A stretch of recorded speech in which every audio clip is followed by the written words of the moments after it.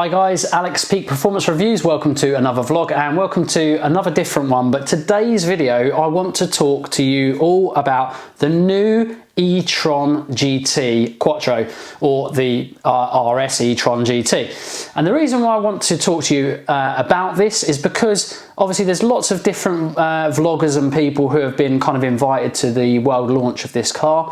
I haven't, so I'm kind of, in my opinion, an external entity, and I'm going to probably give you an unbiased opinion on what I think of the car. It's interesting to talk about my thoughts and also get your opinion in the comment section as well, so please feel free to hit us up in the comment section and let us know your thoughts, and if you've got any questions as well. So please feel free to hit us up in the comment section and let us know your thoughts, and if you've got any questions as well, that'd be great.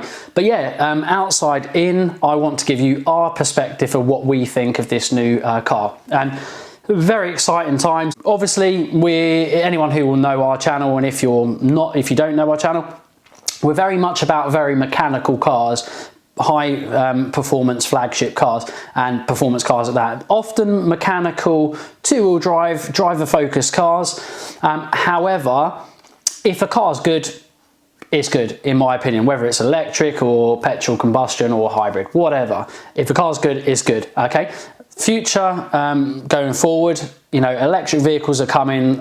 We've driven some Teslas and some other really good electric vehicles. Tesla probably being one of the better ones. We've got a video coming up on the Taycan as well. And hopefully in the future we'll get a drive in this e-tron GT Quattro and also the RS e-tron GT for you. So keep an eye out on the channel. I'm sure we will get that for you at a later date. But today we're going to talk about these Audi electric vehicles.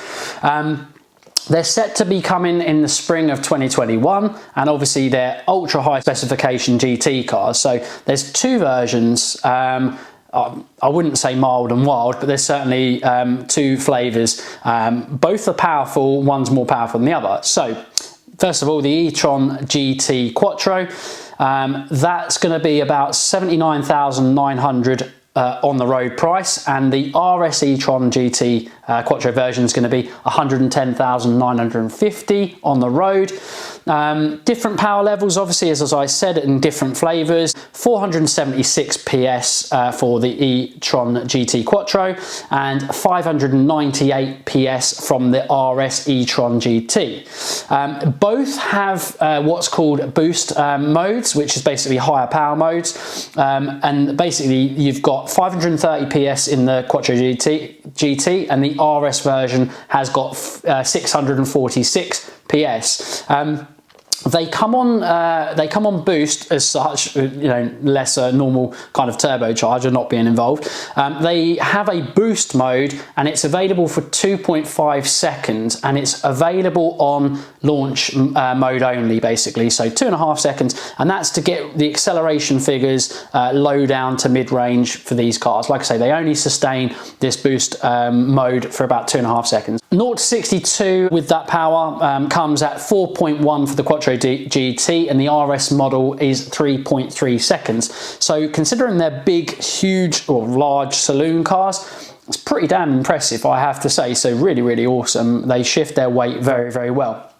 One of the big things that's really, really good, these come in an 800 volt, or they have an 800 volt capacity. What that means is it means that we can shunt more electricity in faster. So, you know, old 400 volt systems can take a long time to charge. These 800 volt systems can charge and shunt in electricity much quicker. So that's really, really good. They come in 93 kilowatts an hour battery, and they have super fast DC charging available up to a capability of 270 kilowatts, which is really, really good. I'll go on to that a little bit later, but yeah, the predicted WLTP, which is essentially its real world range, is 295 for the GT and 280 for the RS. I think just because of the performance that they put in, they make the car run at, it's less, you get less amount of range with the RS model. So these cars have adaptive air suspension alongside a normal suspension with like a coilover suspension, and they work in harmony, and you can have different modes being used, much like a lot of the RS range cars. They also have all-wheel steering as well, so often on a big, fairly heavy car, to help the car rotate a bit better and feel a little bit more nimble and carry its weight a bit better, manufacturers are starting to introduce all-wheel steer. So the wheels obviously will just rotate and move a little bit, and that will just allow the car to rotate on its axis nicely, or its center point nicely. 50-50 weight distribution on these, which is absolutely superb, so really well balanced, and for that reason it should be a really good car to drive. Obviously, hopefully we'll get that for you at a later date as well. They have a rear differential, which is a real dynamic highlight, which is really good. So lock and diff, and it can do things a bit like your control on a car, where it can kind of individually clamp and use electronic brake force distribution to individually clamp load the wheels to help rotate and get the car straight where needed, when it's going around a circuit, or probably going fast around a nice B road. But yeah, and in comfort of that as well. So really impressive. One of the other things I did see from the launch, I did watch the launch live, and the car was unveiled and it came out, and I think it looks absolutely awesome. So I want your opinions on what you think, but I think it looks absolutely awesome inside and out. The interior is absolutely gorgeous, as you'd probably expect from a high-end Audi, and the exterior, in my opinion, just looks like a really nice kind of RS7 or something like that. Very futuristic, not over the top, which I like. The alloys, I think they've done the best they can with that, but obviously as efficiency goes up, you know, they have to kind of keep disruption of airflow at the minimum. So it means that they end up looking a bit flat, but also there's channels to kind of channel the cooling air into the brakes as well. So they tend to end up, these efficient cars tend to start to have a alloy that kind of looks the same, quite closed off, and they're okay. They're not too bad. I wouldn't mind changing them, but I think in the laws of kind of physics and you know, efficiency, you probably have to have them like that. But in general, the whole look of the car is great, and because the car's so beautiful, I think it suits everything you know, really nicely. So love the look of the car. I'm intrigued to know what your thoughts are as well. Like I say, hit us up in the comment section. It's got some really nice proportions. It stands at 1.41 meters high, a width of 1.96 meters, a length of 499, stretched over a 2.9 meter wheelbase, which means that it has a classic Grand Tourer kind of size, I suppose, which is really good. It has everything that you'd expect in an RS range car: LED headlamps, matrix LED lights, Audi laser lights. You can option either the 20-inch alloy wheels or the 21. I think the design is very similar anyway, so it doesn't really matter. And you can have gloss carbon styling pack, or a kind of full carbon reinforced polymer roof with exterior mirror housing, so carbon fiber bits on the car, which is really nice as well. Interior design is much of a muchness in terms of, but going forward, I guess, from old RS range cars. Gorgeous interior, high-end interface with, you know, LCD display, virtual cockpit, really nice. Just taking it onto another level and taking it that little bit further. Obviously, being green, Audi have looked at sustainability for the parts and materials used. So they're using, you know, recycled materials, which is really good. Again, it has to be done, so it's great that they've done that. Audi Connect, through the app, you can preheat the cockpit to be a certain temperature.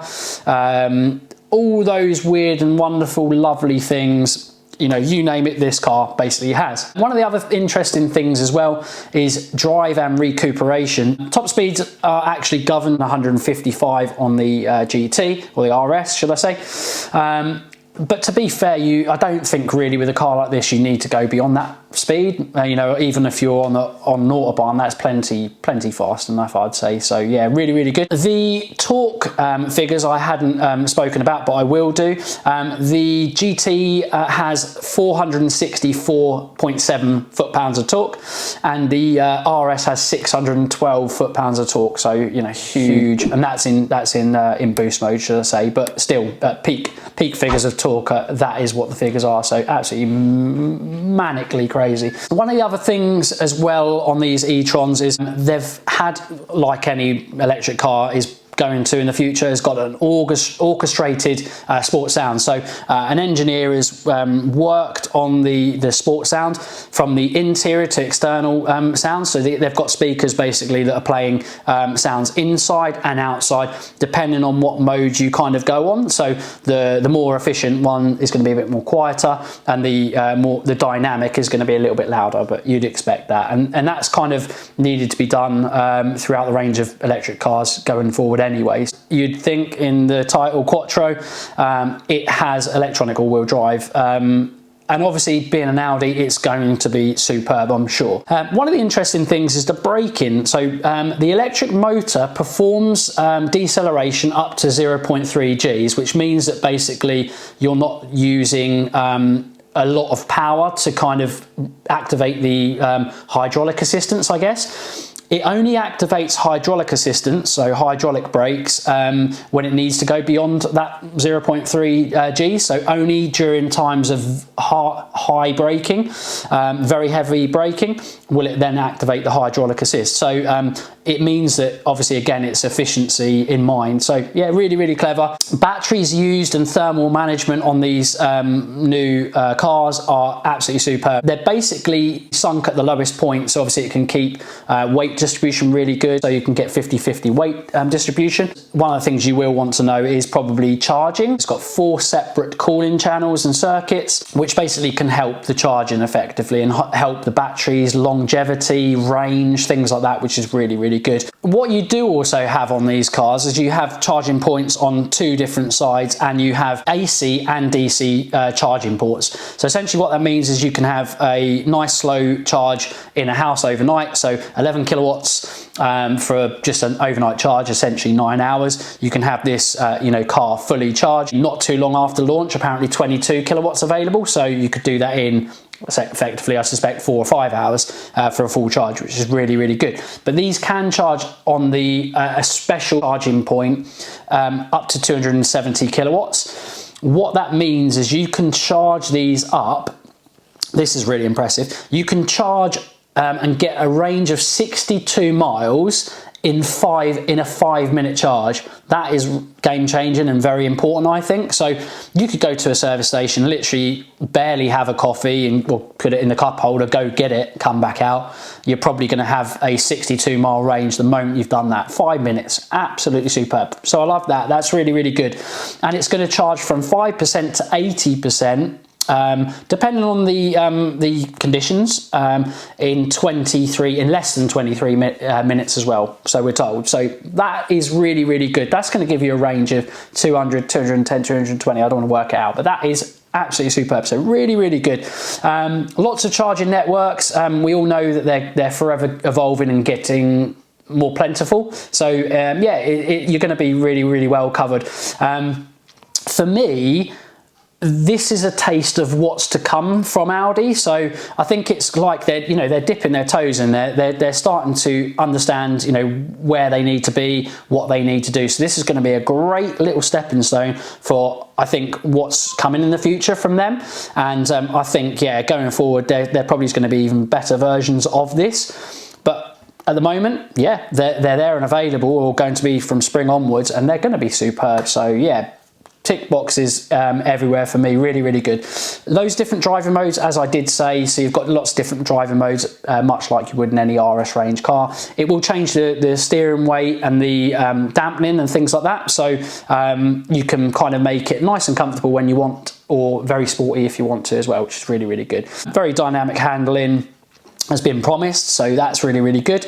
And low down speed and maneuverability has also been proven to be very efficient also. So I think this car is going to be, it's probably going to give a feel of a much smaller car despite its weight, because of all the systems that they've got on this car. And it sounds really, really exciting. I think it's a recipe for a really, really nice package. The RS has a carbon ceramic package on it, and the GT model just has the steel disc. So yeah, again, it's a bit more racy on the RS, and you get what you kind of pay for, I guess. But going forward, what I would say is it is a very exciting package that Audi have put together. I watched that video, and there was also one more thing that stood out to me, and that was they had a Degrassi versus Rosberg race in a Formula E car against this the RS range Quattro, e-tron Quattro. And literally it was about a quarter-mile drag run, and the Formula E car just literally beat and pipped the RS GT Quattro e-tron. Mind-blowing, absolutely mind-blowing. That is a full-blown race car that doesn't weigh hardly anything. These things are, you know, these things are next level, and they are so quick. Acceleration from kind of standstill up to probably 100, 120, 130 mile an hour. So quick, and this is the future, you know, no matter whether you like mechanical cars or not. You know, there's got to be space in the future for these, and this is the way, you know, the world is going. So thankfully, what I would say is it means that the world and the future of cars is still quite exciting, in my opinion. The moment they've been able to get these cars very dynamic, very exciting, looking great, it's all tick boxes for me and someone like myself that likes mechanical cars. So yeah, I find it very interesting. I think it's gorgeous, and I really, really look forward to yeah, driving it, I guess. So yeah, I just wanted to share you my opinion on it and give you a bit more of the insights of the kind of tech spec and whatnot. But if you've got any comments, hit us up in the comment section. I hope you enjoyed the video. As always, like, share, comment and subscribe, and we'll see you again in the next one. Bye for now.